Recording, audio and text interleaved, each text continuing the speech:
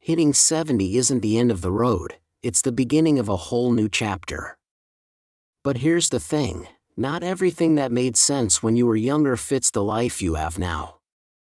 Today, I'm sharing 12 things that simply don't make sense for women like us after 70. Stick around, the last one might just change the way you see yourself entirely. Let me tell you something, beauty is not a number on a scale, a shade of lipstick, or the smoothness of your skin. For years, we were sold the idea that beauty equals youth, endless creams, surgeries, dyes. Have you noticed how the beauty industry always tells us we need to fix ourselves? But here's the truth, at 70, beauty isn't about looking younger, it's about looking alive. Do you know what radiance looks like now? It's the way your eyes light up when you see your grandchildren or the joy in your smile when you laugh at a joke you've heard 100 times. Those laugh lines, they're a map of a life well lived. And let's not forget the practicality. Why should we spend hundreds of dollars on treatments that make us look less old instead of investing that money into hobbies or experiences that make us feel genuinely happy? From this point forward, beauty isn't something you chase, it's something you carry inside you. So ditch the chase, you've earned the freedom to show up as yourself, unapologetically. Here's something I've noticed, as the years go by, the more stuff you have, the more stress you carry. Every drawer, every closet crammed with unused items, it's not just physical clutter, it's mental too.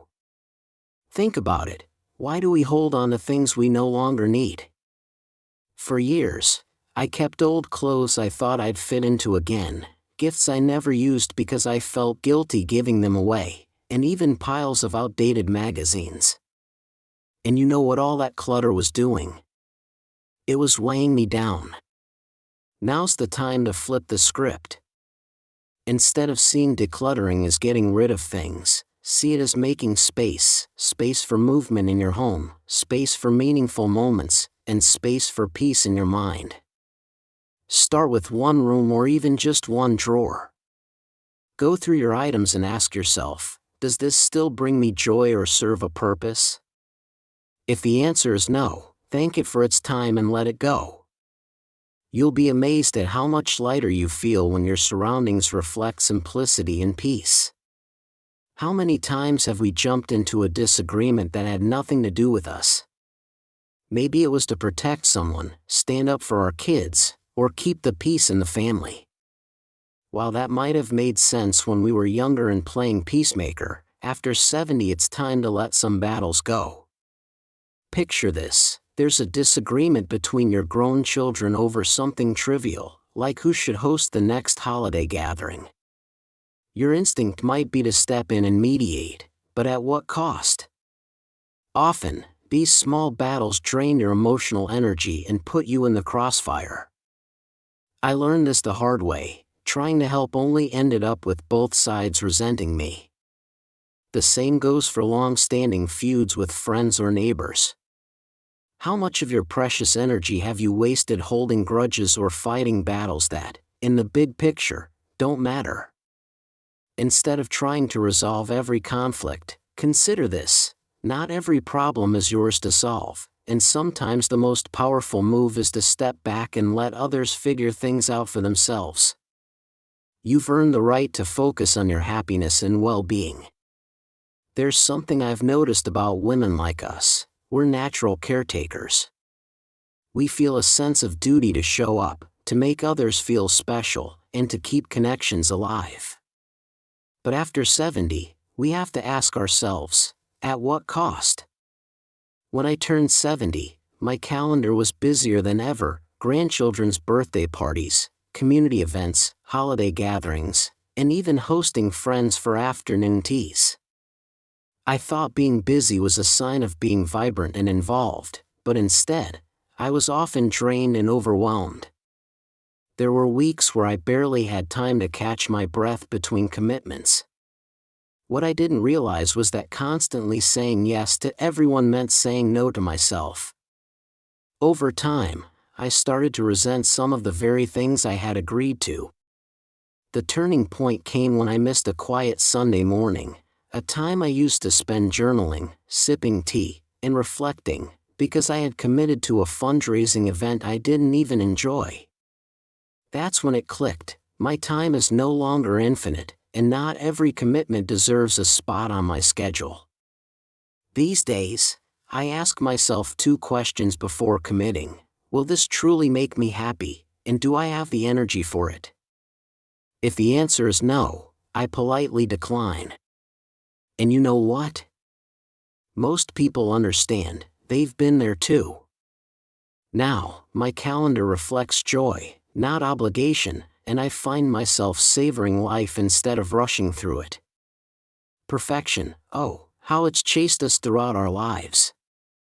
From our younger days when we were taught to have spotless homes and perfect meals, to the years spent worrying about how we looked, what others thought, and whether we were enough. But let's get honest for a moment, who does perfection really serve? I remember one specific Thanksgiving years ago I was hosting, and everything had to be just so. I spent days cleaning every corner of the house, ironing tablecloths, and trying out an elaborate new recipe I saw in a magazine. By the time the big day arrived, I was too exhausted to enjoy it, and for what? Not one person noticed the tiny centerpiece I spent hours crafting or the fact that the dessert plates matched the napkins. But something did stand out, my absence. I was so busy perfecting everything that I missed the laughter at the table, the joy in my grandchildren's faces, and the stories being shared. That day taught me a hard lesson: perfection comes at a cost, and it's rarely worth paying. Now, I embrace imperfection wholeheartedly. If my cake sags a little in the middle, it still tastes the same. If my living room has a bit of dust when guests arrive, it doesn't stop us from enjoying good conversation. What people value most isn't your perfect hosting or spotless appearance, it's your presence, your warmth, and your authenticity. So let's let go of perfection, shall we? We've earned the right to be unapologetically real. I'll be the first to admit it, taking care of our health can feel like a full-time job: the doctor appointments, the dietary changes, the exercise routines. It can all seem overwhelming. But if there's one thing I've learned, it's this: nothing is more inconvenient than losing your health. I had a wake-up call a few years back. It started with small things: a stiff shoulder here, a bit of knee pain there. I thought, oh, it's just aging, it's normal. But those small issues became big problems when I ignored them. One day, I found myself unable to go up the stairs without wincing. A visit to the doctor revealed that early intervention could have spared me years of discomfort. It's not just about injuries or chronic pain either, it's about small everyday habits that add up. For years, I used to reach for prepackaged meals because I didn't feel like cooking. They were quick, easy, and convenient, but when I started feeling sluggish and noticed my energy dipping, I took a closer look at my diet. Turns out, all that convenience was costing me more than time, it was costing me vitality. Now, I take my health seriously. I prep simple, nutritious meals on Sundays so I'm not tempted by quick fixes during the week. I make it a point to stretch every morning, even if it's just for 10 minutes. And yes, I keep up with doctor visits, even for the little things. These small, consistent changes have given me more energy and mobility than I had at 60. Let me tell you, there is nothing more empowering than feeling in control of your own body, even as the years add up. I wish someone had told me earlier in life, not every relationship is meant to last forever. For decades, we're conditioned to believe we should endure toxic friendships, unbalanced family dynamics, or one-sided partnerships simply because we've invested time or because it's the right thing to do. But after 70, maintaining toxic relationships makes no sense. I had a friend, we'll call her Linda. We'd known each other for over 30 years, but Linda had a knack for negativity. Whenever we'd meet, she'd spend hours complaining about her life, belittling others, or finding fault with everything around her. I'd walk away from our chats feeling drained. Still, I kept the friendship alive because I felt guilty about letting it go. One day, I realized something: time is no longer a resource I can take for granted. Every moment matters. Why was I spending mine with someone who made me feel less than happy or fulfilled? I made the difficult decision to step away from that friendship. Was it hard? Yes. Did I feel relief afterward? Absolutely. Now, I invest my energy into people who uplift me, those who bring joy, share kindness, and leave me feeling refreshed instead of depleted. Life is far too precious to waste on negativity. Remember this: walking away isn't selfish, it's self-care. There's a myth floating around that after 70, our lives are set in stone, that there's no room for new interests or adventures. But let me tell you something, that couldn't be further from the truth. In fact, this stage of life is the perfect time to try things we never had the chance to before. When I was raising my kids and working, my life revolved around schedules and responsibilities. There wasn't much time left for hobbies. But after 70, I decided to shake things up. I signed up for a painting class, not because I thought I'd be good at it, but because it sounded fun. And you know what? I wasn't great at first, but it didn't matter. For the first time in years, I felt like a beginner again, and there was something so freeing about that. Since then, I've taken up gardening, started journaling daily, and even joined a local choir. Every new interest brings with it a sense of excitement and purpose. You're never too old to learn something new or rediscover something you once loved. Don't let anyone tell you otherwise. You deserve to fill your days with things that ignite your curiosity and spark joy in your soul. I'll admit it, I used to be intimidated by technology. Phones, tablets, smart TVs, they all felt overwhelming. I'd tell myself, oh, it's not for me, or I don't need to know how to use all that.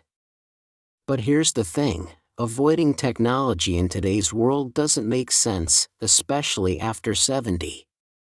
My granddaughter was the one who changed my perspective. She showed me how to use a tablet, and suddenly, a whole new world opened up to me. I learned how to video call my family, explore recipes online, and even join online classes. I discovered communities of people my age sharing stories, advice, and experiences.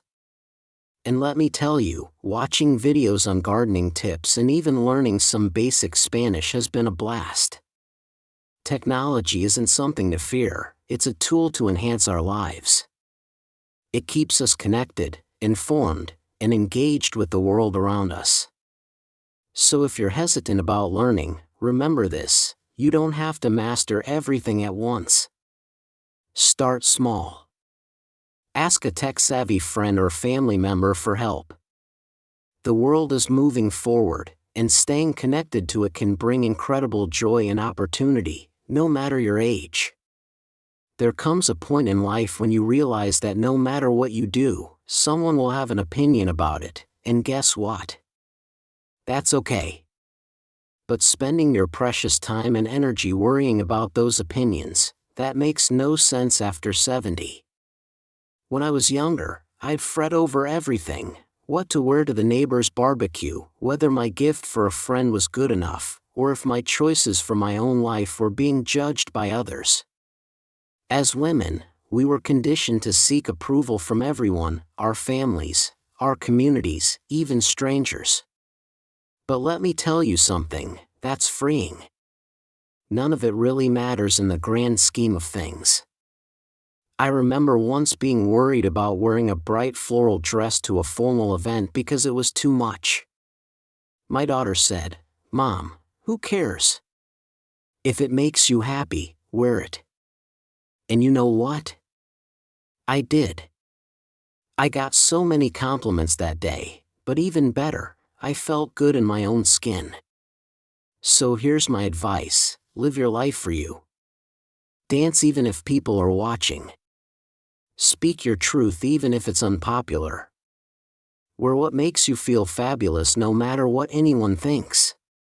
By 70, you've earned the right to prioritize your happiness over someone else's opinion.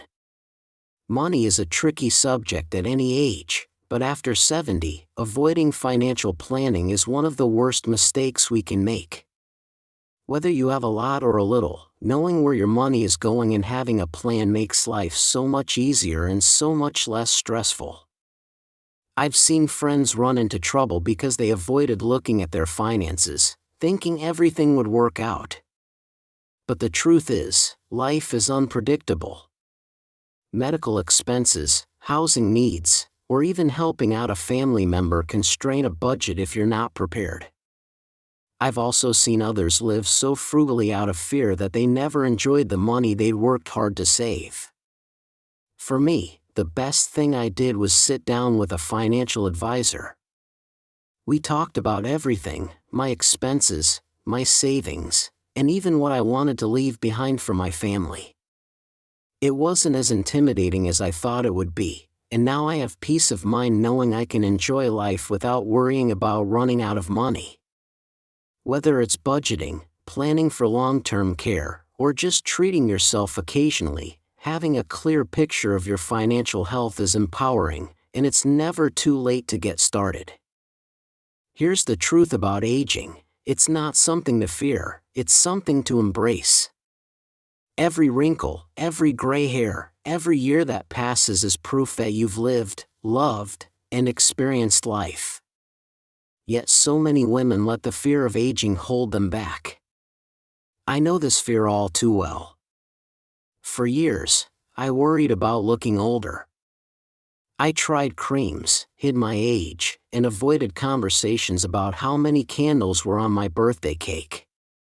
But then one day, I looked in the mirror and thought, what am I so afraid of?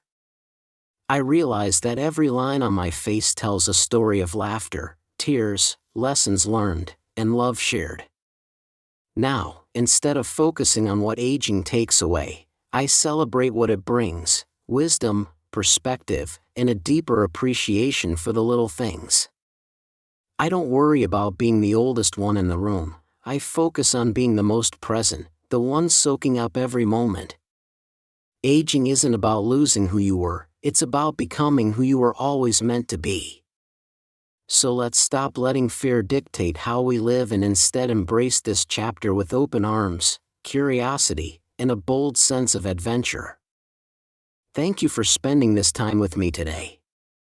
If you found these 12 tips helpful or if any of them hit home, I'd love to hear your thoughts in the comments below. Your feedback means the world to me. Don't forget to give this video a thumbs up, and if you haven't already, hit that subscribe button so you never miss another conversation like this.